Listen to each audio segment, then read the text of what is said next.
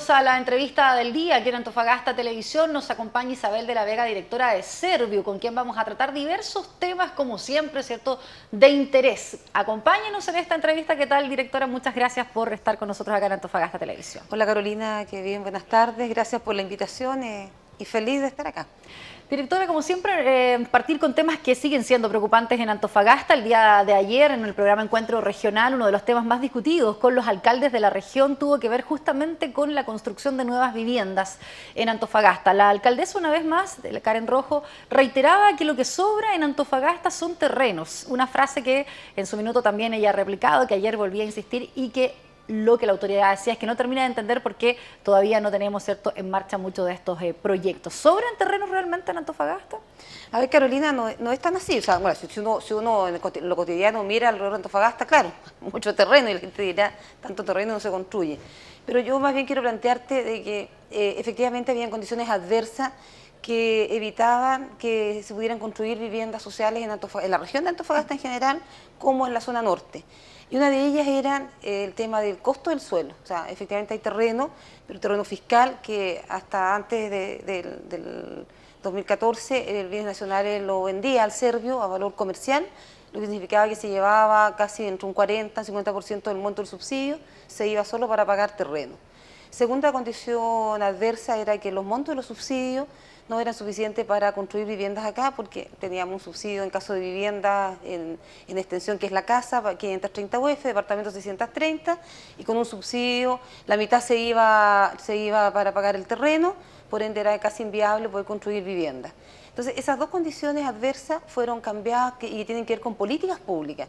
O sea, apenas asumió el gobierno de la presidenta Bachelet, con el déficit habitacional que había en las regiones de Antofagasta y del norte en general, modificó inmediatamente y estableció políticas públicas. La primera, un convenio entre el Ministerio de Vivienda y el Ministerio de Bienes Nacionales, donde los terrenos fiscales que tuvieran una aptitud habitacional, la preferencia la íbamos a tener nosotros como Ministerio de Vivienda, específicamente los servios, que fueran transferidos a los servios y en forma gratuita.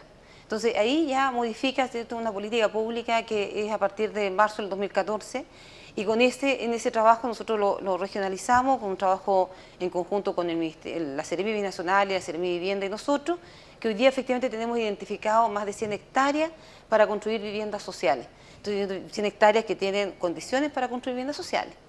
La segunda, que tiene que ver con los montos de los subsidios. Bueno, la ministra hoy día también con una instrucción de la presidenta se modificaron y se revisan los montos a nivel regional y se hace una clasificación y se aumentan los montos reconociendo las realidades regionales, donde se aplica una serie de factores por comunas, incluso dentro de la misma región hay diferencias, y eso permite aumentar los montos de los subsidios cuando se modifica el decreto.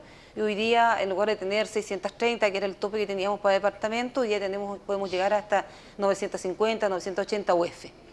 Que se destinarían 100% a la vivienda y sin pagar terreno. Entonces ya se van generando condiciones distintas o cambiando estas condiciones adversas. Nosotros tenemos un promedio de construcción en la región del orden de 1.200 UF, donde en Antofagasta estamos entre las 900 y las 1.000, Taltal 1.600, 1.500, por la lejanía, Tocopilla 1.200. Entonces el promedio nuestro que establecimos son de 1.200 UF.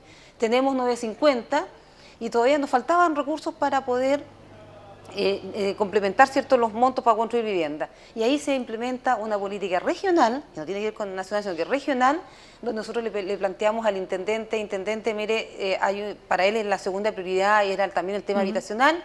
Y le decimos, ¿por qué no el gobierno regional hace aportes también al tema de construcción de vivienda, como lo hace? La única región que lo hacía hasta ahora era la región de Magallanes, donde el gobierno regional colocaba recursos sumados a los subsidios y se podían construir las viviendas en Magallanes y Punta Arenas, donde es carísimo construir con calefacción, con todas las condiciones que se requerían.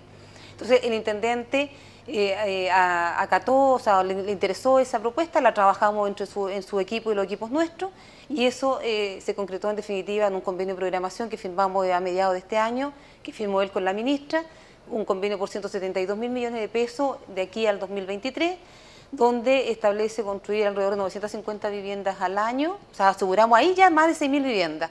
Entonces ahí ya tenemos todas las condiciones hoy día fuimos capaces de revertir esas condiciones adversas en condiciones hoy día favorables para poder construir vivienda social. Pero desde el año pasado, ¿hay proyectos nuevos habitacionales que se hayan entregado, que ya comenzaron a construirse, por ejemplo, el año pasado y entregados o no es tan rápido como sí, se... pues ya. sí, ¿Hay algunos que son... en Calama nosotros estamos construyendo, partimos el nosotros digamos en marzo del 2018, entre el 2018 y el 2015 tenemos alrededor de 1.400 viviendas, no alrededor, justo 1.415 viviendas en construcción, de las cuales 952 estamos construyendo en Calama, a punto ya de entregar en este año 2014 la primera, sí, partimos ya en Calama, ahí teníamos más adelantado el tema, teníamos terrenos nuestros, así que pudimos trabajar inmediatamente.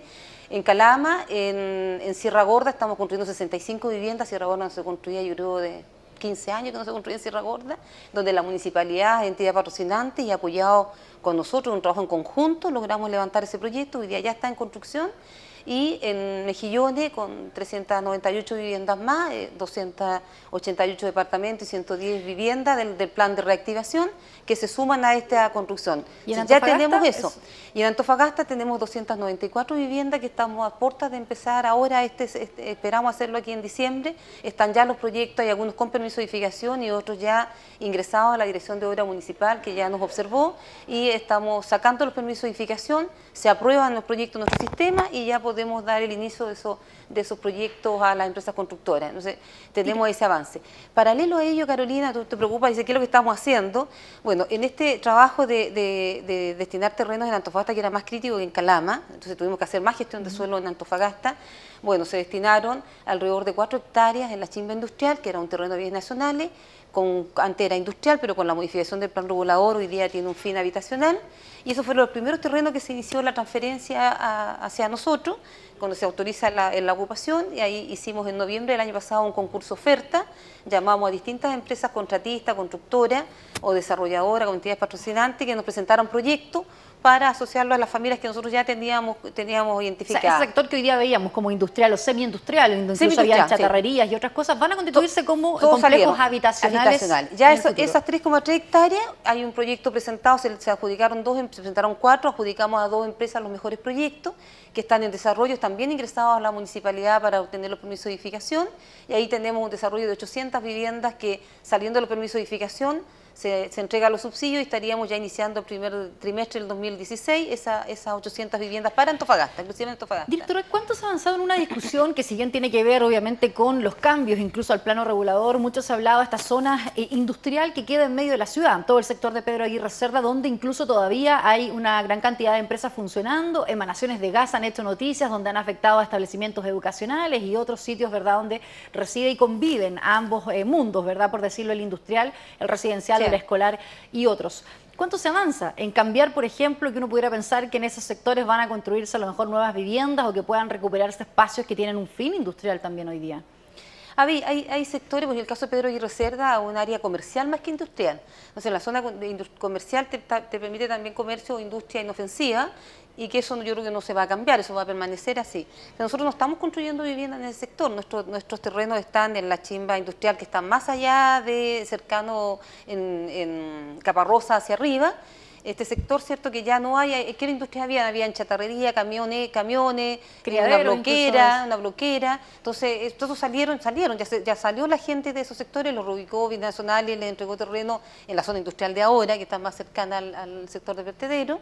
Y nosotros tenemos otro terreno que es el mayor terreno que yo le llamo expansión urbana en la ciudad de Antofagasta por ahora, por lo menos tiene una proyección de 12 años, que es Alto La Chimba, que está en Caparrosa hacia arriba, son 93 hectáreas en total, que están ya en trámite de transferencias al Servio, y de las cuales 60 son con fines habitacionales. Bueno, ahí estamos haciendo un plan habitacional, donde estamos trabajando con un plan maestro. La idea es generar un desarrollo distinto al que veníamos desarrollando, donde tenemos instrucción de la presidenta y de la ministra, no solo mejorar la calidad de las viviendas, sino que queremos mejorar la calidad del barrio, para disminuir también la Directora, desigualdad pero entonces territorial. volviendo al tema Pedro Aguirre Cerda, no es un lugar que se pretenda construir viviendas sociales ahí, porque hay una confusión, algunos ciudadanos han llamado que en definitiva ese sector todos esperaban que no terminara de ser comercial, lo dice usted, algunos lo ven como semi-industrial en definitiva por algunas de las empresas que están instaladas, recuperar esos sectores, o sea, no está dentro de los planes ni conversaciones ni proyectos. O sea, nosotros hoy día no tenemos terreno en ese sector, excepto estos de la chimba industrial, que son los que estamos recuperando a nivel nacional y que son más al sur, más al norte,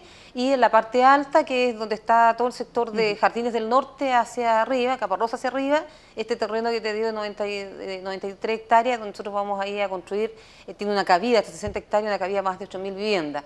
Y ese es un plan de desarrollo que tenemos hoy día fuerte, en el cual ya partimos con la macrourbanización, que termina ahora en febrero, la primera etapa, porque eso lo vamos a hacer en 3 etapas, con una proyección de 12 años, la primera etapa que nos va a dar una cabida de alrededor de 3.000 soluciones habitacionales o viviendas.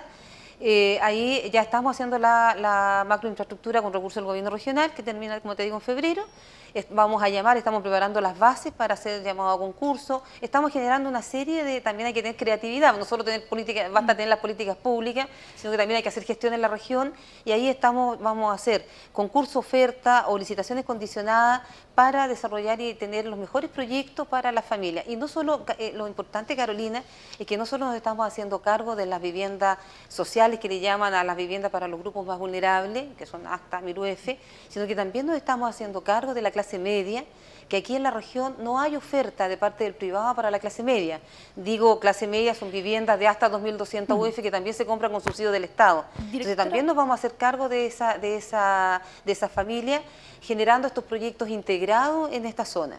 Directora, otra cosa, hablando justamente de estos proyectos que estaban en la chimba, que eran bloqueras u otro tipo industrial que se sacaron, ¿qué pasa con terrenos donde también como medios de comunicación hemos recibido varias denuncias aledaños a la Portada, por ejemplo? Se ha sacado a la gente que en un minuto se ha instalado, pero a veces es posible ver nuevas empresas en sectores aledaños a la Portada, siendo que el uso de esos terrenos estaba bien especificado en algún minuto. ¿Cómo ve también el Serviu o sea, acciones como esa? Sí, nosotros, es complicado, pero nosotros, mira, nuestro ámbito como Serviu, que somos la unidad ejecutora, el brazo ejecutor del Ministerio de Vivienda, la Seremi de Vivienda es la planificadora y que tiene que ver más bien con los planos reguladores, con las municipalidades.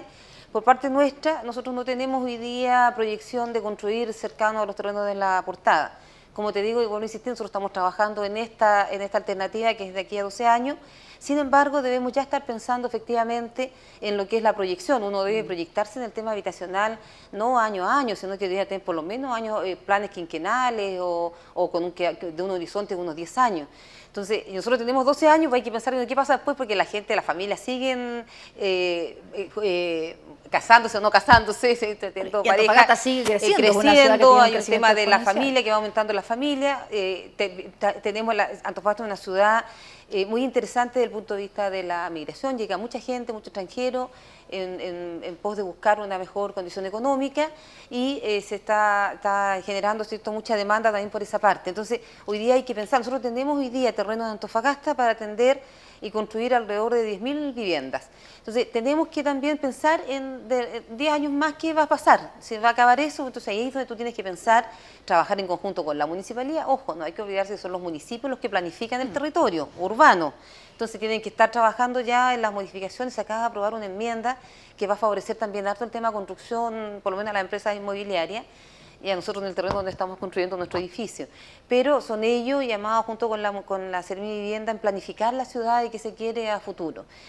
Nosotros, Carolina, volviendo al tema que a ti te complica, yo creo que a la comunidad en general, el tema de viviendas en Antofagasta, nosotros también estamos trabajando y desarrollando iniciativas en terrenos nuestros. Nosotros tenemos un terreno en la Chimba Abajo, cercano a la costanera, a metros de INACAP, este conjunto habitacional privado, Jardines del Norte, un poquito más allá, y un poco más de 3 hectáreas, y ahí nosotros estamos ya en este rato licitando, le llamamos una licitación condicionada. Se terminaron de vender las bases, hay 11 empresas interesadas, y todas empresas que construyen hoy día inmobiliarias, que construyen proyectos inmobiliarios de sobre 3.000 UF. Tenemos a Bosch, Guzmán y Larraín, son 11 empresas que compraron bases para ese proyecto. ¿Y qué consiste? Es un proyecto que nosotros podríamos lo vendido a 12 UF el metro cuadrado. Bueno, no es la intención, por eso el Ministerio está con otra mirada realmente, y queremos también disminuir la desigualdad, la brecha de la desigualdad que hay con las familias que postulan una vivienda a través de nuestro programa, y los que tienen los recursos para comprarla, que también tenga acceso a buenos lugares, que tenga una buena vista. Bueno, esto, como te digo, en lugar de haberlo vendido por un proyecto de 4.000 UF, nosotros lo estamos destinando para construir viviendas. Se llama acondicionada porque del terreno tiene una cabida estimada de un poco más de 300 departamentos. El 20% le estamos pidiendo a las empresas que lo destinen a los grupos más vulnerables, que son viviendas hasta 1.000 UF o 950 UF.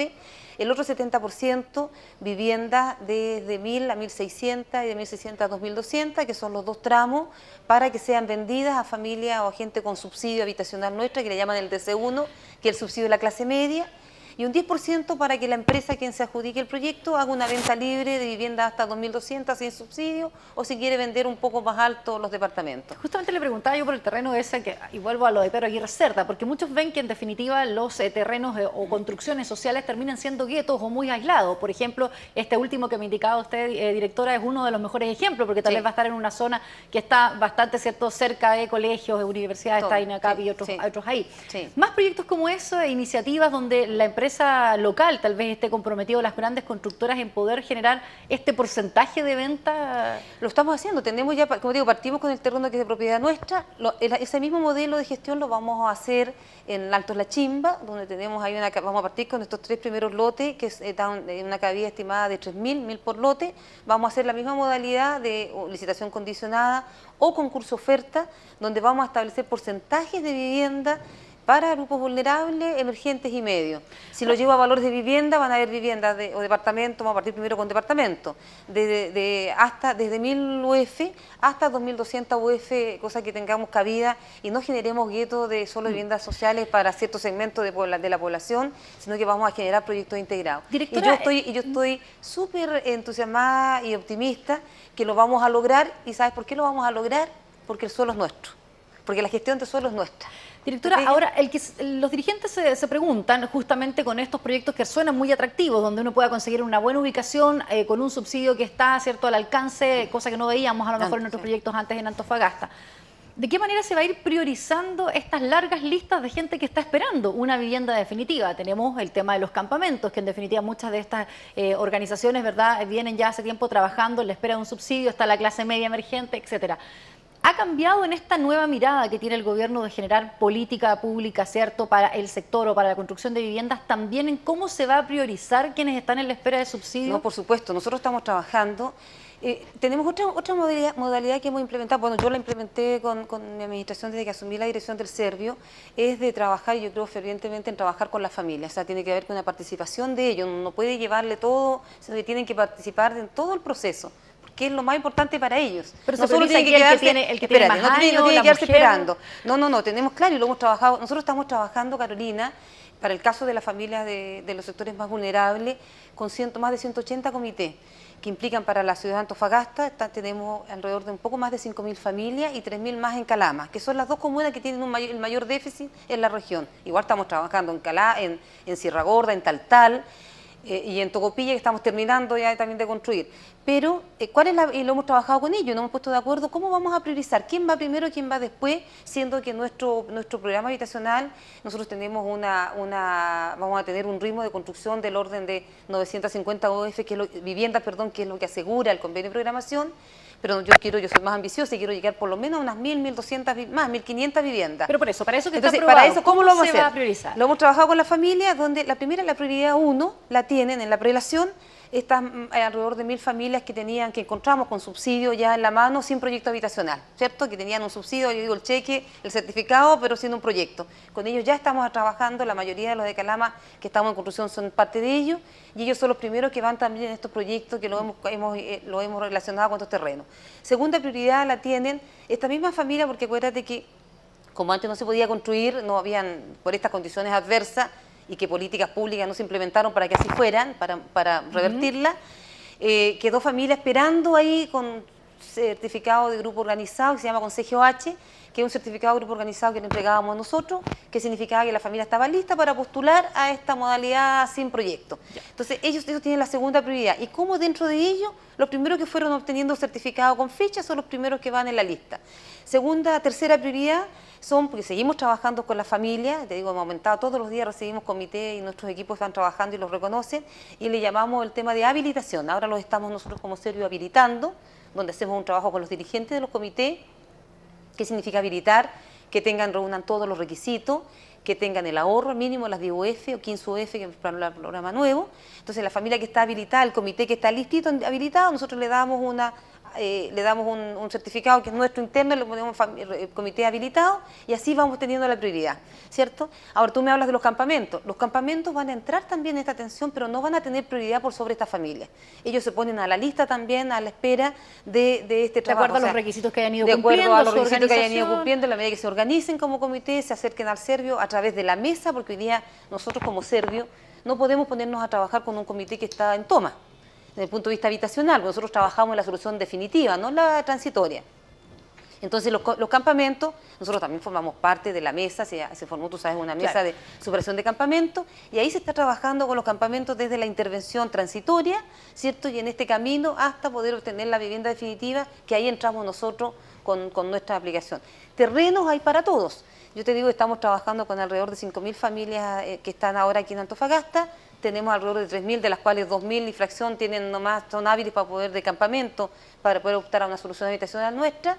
Ahí tienes 8.000 y tenemos terrenos para 8.000, 9.000. Entonces hoy día terreno efectivamente hay. Como dice la alcaldesa, tenemos terreno, pero ojo que no antes, solo ahora. Okay.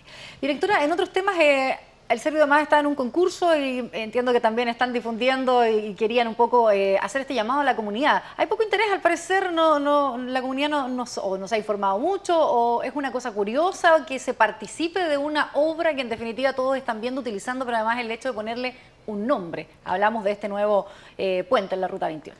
Sí, Carolina, a nosotros nos identifican como Servio para construcción de vivienda, no solo hacemos eso, hacemos mucho más que eso, y también hacemos intervención en el tema urbano, en los pavimentos, en los grandes pavimentos, en las vías estructurales. Ahora estamos trabajando en la conservación también de los pavimentos con recursos del gobierno regional, hacemos parques, espacios públicos, equipamiento, multicancha, trabajamos en toda esa línea.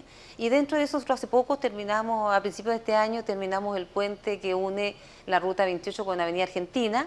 Eso se inauguró ya y lo que queremos ponerle un nombre. Y queremos hacerlo también participativo. O sea, la idea es uno de los primeros ejes, los principales ejes de la presidenta Bachelet, que es lo que es la participación ciudadana. Y hemos hecho una actividad, ya la hicimos de participación ciudadana en este aspecto. Trabajamos con todos los colegios aledaños al puente y cercanos, donde los chicos hicieron todo cómo ves tu puente, cómo ves tu ciudad, y dibujaron unos trabajos espectaculares que hicieron los niños, y ellos propusieron nombres en estos colegios. Una serie, miles de nombres, desde Alexis Sánchez, desde Gabardo, una serie, había muchos nombres, y conformamos un jurado en el cual se seleccionaron 7 nombres.